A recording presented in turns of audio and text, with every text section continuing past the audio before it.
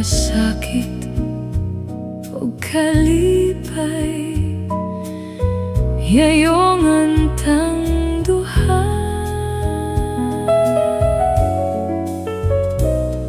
Tumanon tagayod ang atong mga sad, kasakit